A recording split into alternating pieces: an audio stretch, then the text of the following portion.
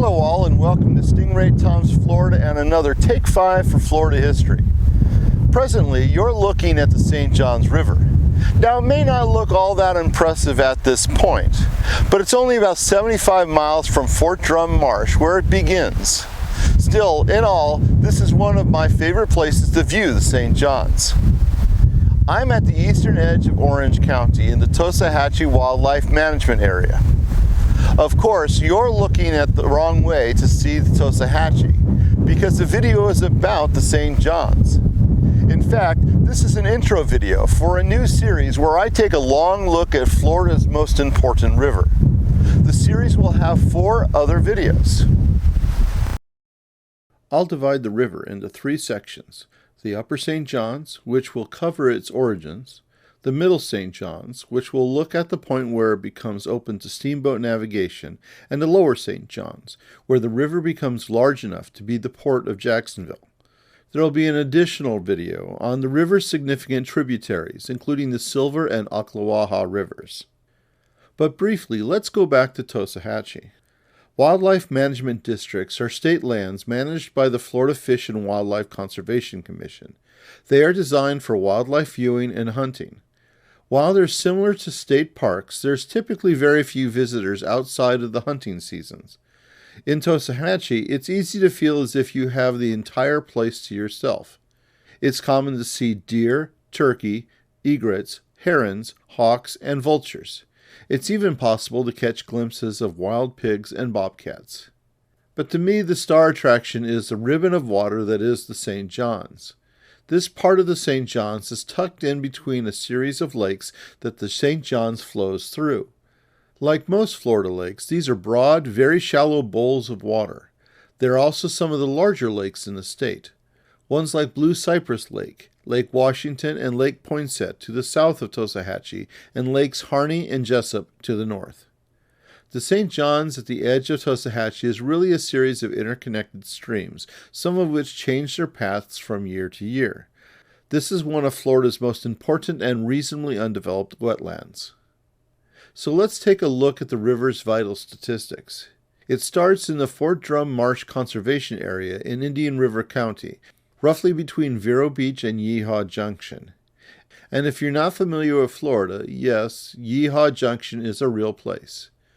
From there, the river follows a northerly route through eastern central Florida until it heads further inland as it makes up the border between Seminole and Volusia counties.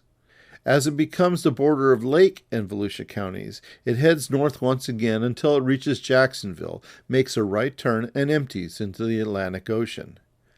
This path runs for 310 miles or 499 kilometers, and it makes it Florida's longest river. Along that route there are 12 lakes, all of which are fed and drained by the St. Johns. At its widest, the river is 3 miles or 5 kilometers wide, and it drains 8,840 square miles or 22,900 square kilometers, roughly 14% of the state. Considering that Florida is one of the flattest states in the country, it shouldn't be surprising that the river's flow is rather sedate. Paddling upstream isn't an issue along its length.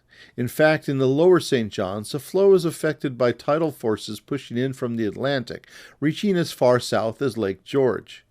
When combined with winds from the north, the tidal surge can even reach Lake Monroe, some 160 miles or 259 kilometers from the mouth. On average, the speed of its flow is about 1/3 of a mile or less than half a kilometer per hour, about the walking speed of a gopher tortoise. This is particularly helpful for the few thousand manatees that call the St. Johns home. They are also rather slow-moving, typically swimming about 4 miles or 6 kilometers per hour, though considering they graze throughout much of their day, they generally move considerably slower. The flow is so slow that a person floating in an inner tube could take over 40 days to reach the Atlantic. Actually, it's sort of remarkable that it flows to the ocean at all when one realizes that the source of the St. Johns is under 30 feet or 9 meters above sea level, roughly the height of a 3-story building. This elevation slowly descends until it reaches the Atlantic, giving the river an average drop of just over an inch every mile or 5 millimeters every kilometer. The St. Johns is a blackwater river, as are all natural rivers in the state. This comes from the rotting plants and dead leaves that leach their tannins into the water.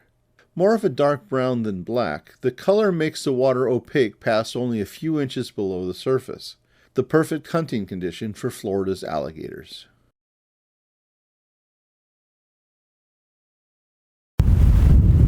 I'm now at Fort Lane Park on the southern shore of Lake Harney, only about 25 miles or 40 kilometers north of Tosa Hatchee.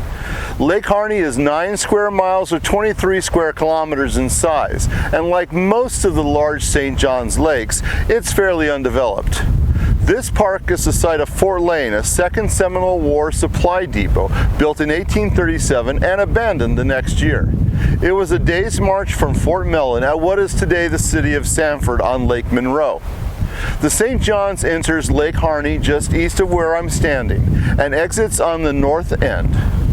Harney is a good example of what the lakes of the St. John's look like. In fact, here's a clip of the lake on a real breezy day. You can imagine how the wind could reverse the flow of the river.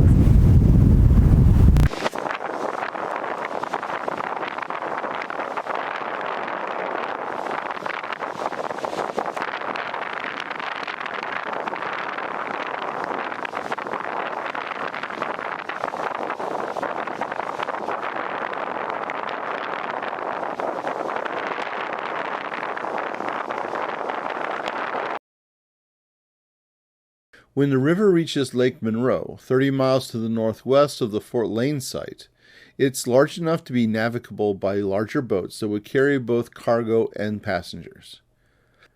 Two early settlements on Lake Monroe, Enterprise on the north shore and Mellonville on the south, were the final stops on the steamboat runs that began in Jacksonville.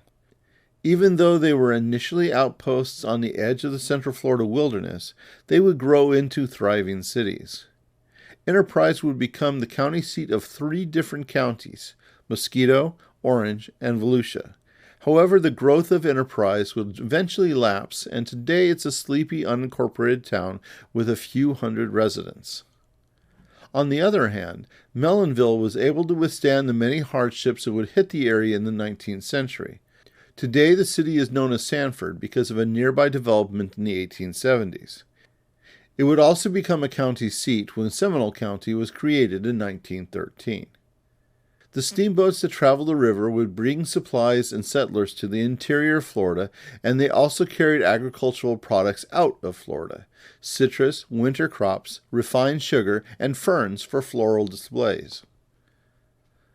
Still, one of the most important cargoes were tourists. As can be seen by the number of steamboat postcards, a scenic trip on the St. John's was one of the highlights of a Florida vacation. While the postcards date from the beginning of the 20th century, tourism on the river began around 70 years before, pausing only during the Civil War. While the wild river itself was a sight to see, there were resort hotels built at each port, and the various springs along the way were popular places to visit. In fact, it's the steamboat passengers that gave the owners of Silver Springs the impetus to build the famous glass-bottom boats, which arguably make them the first of Florida's tourist attractions. Today, the St. John's is the most popular river in the state for tourism, with recreational boating and fishing being the most common activities, but there's many places to camp, view wildlife, and hunt along its shores and on its islands. And of course, it wasn't only European Americans who settled along the St. John's. There are hundreds of sites that were, at one point or another, populated by the peninsula's indigenous population, dating back well over 10,000 years. So I'll be exploring all that in upcoming videos. The towns, the tourist locations, the indigenous sites, the plants and animals, and of course the river itself. The St. John's holds an invaluable place in Florida history. Nearly 1/4 of the peninsula is directly connected to it through its watershed area, and it helped define what people around the country thought of Florida throughout the 19th century. As I mentioned before, I'll look at the river in 3 main videos, and I'll do a special video on a few of its important tributaries. Hopefully you'll look forward to them as much as I do. Thank you for watching another of my videos. I hope you enjoyed it. If you did, please hit that like button and subscribe to the channel to learn more about Florida's tourism history. Stingray Tom's Florida, traveling through time around the Sunshine State.